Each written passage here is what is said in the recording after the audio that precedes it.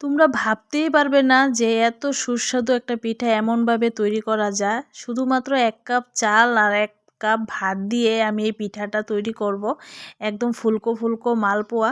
তো তোমরা সম্পূর্ণ ভিডিওটা দেখো স্কিপ না করে। আর আমি দেখো এখানে আমি ১ ঘন্টা চাল ভিজিয়ে রেখেছিলাম। এটা আতপ চাল ১ কাপ চাল। তো ১ কাপ চাল ফুলে দেখো প্রায় ১.৫ কাপের মতো হয়ে গেছে। তো আমি এই চালটা এখন ভালো করে ধুয়ে আমি ভিজিয়ে রেখেছিলাম। তো চলো আর চালটা দিয়ে দিচ্ছি। আর তোমরা সম্পূর্ণ ভিডিওটা দেখো স্কিপ না করে। স্কিপ করলে কিন্তু কিছু বুঝতে পারবে না। তো আমার পাশে থেকো, তাহলে সব কিছুই নতুন নতুন কিছু জিনিস তোমাদের আমি শেয়ার করতে পারবো। তো দেখো ১ কাপ দিয়ে দিলাম, ১ কাপ ভাত আর এই কাপটা দিয়ে আমি ১ কাপ জল। তো এখন এটা আমি মিক্সিতে পেস্ট করে নিয়েছি। দেখো একদম ভালোভাবে পেস্ট হয়ে গেছে। তো এখন আমি একটা বাটির মধ্যে আমি ঢেলে নিলাম এটা। দেখো অনেকটা কি ঘনটা, মানে ঘনত্বটা কতটুকু আছে তোমাদেরকে একটু বুঝিয়ে দিচ্ছি। অনেকটাই ঘন আছে, এটা কিন্তু পাতলা করা যাবে না। দিয়ে দিলাম স্বাদ মতো লবণ।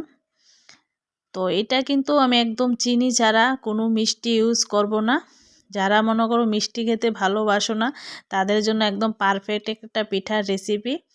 তো একদম মিষ্টি ছাড়া শুধুমাত্র চাল আর ভাত দিয়ে আর স্বাদ মতো একটু লবণ দিয়েছি। তো চলো আমি কড়াইয়ে তো বসিয়ে দিলাম, দেখলে কড়াইয়ের মধ্যে সাদা তেল দিয়ে দিয়েছি। তো কড়াইয়ের তেলও গরম হয়ে গেছে, চলো পিঠাগুলি এখন করি, দেখো কেমন হয়। তো চলো দিয়ে দিলাম পিঠা।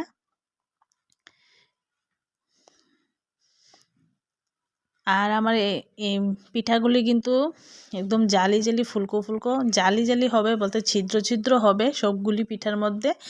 আর একদম ফুলকো ফুলকো হবে কিন্তু। আর পিঠাগুলি খেতে খুব টেস্ট, একদম নতুন স্টাইলের একটা পিঠা। তোমরা চায়ের সাথে বা কোনো সবজির সাথে, মাছের মানে ডিমের সাথে, মাংসর সাথে, সব কিছুর সাথে খেতে পারবে।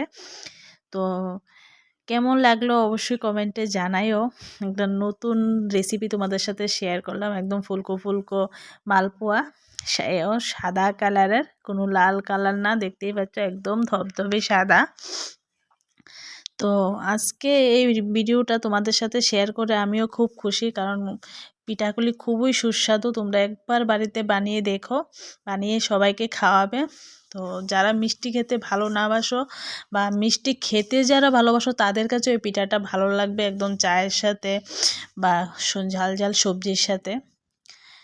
তারপর পিঠাগুলি দেখো একদম ছিদ্র ছিদ্র জালি জালি ফুলকো ফুলকো, একদম নরম সফট পিঠা হয়েছে। তোমরা দেখেই বুঝতে পারছো। আর দেখতেই পারছো আমার কিন্তু অনেকগুলি পিঠা হয়েছে। আমি এই ১ কাপ সুজি, মানে সরি ১ কাপ চাল আর ১ কাপ ভাত দিয়ে আমি এতগুলি পিঠা তৈরি করেছি। দেখো খুবই সুস্বাদু একটা পিঠা, অনেকগুলি পিঠা হয়েছে। তো চলো আজকের জন্য টাটা, সবাই ভালো থেকো, সুস্থ থেকো।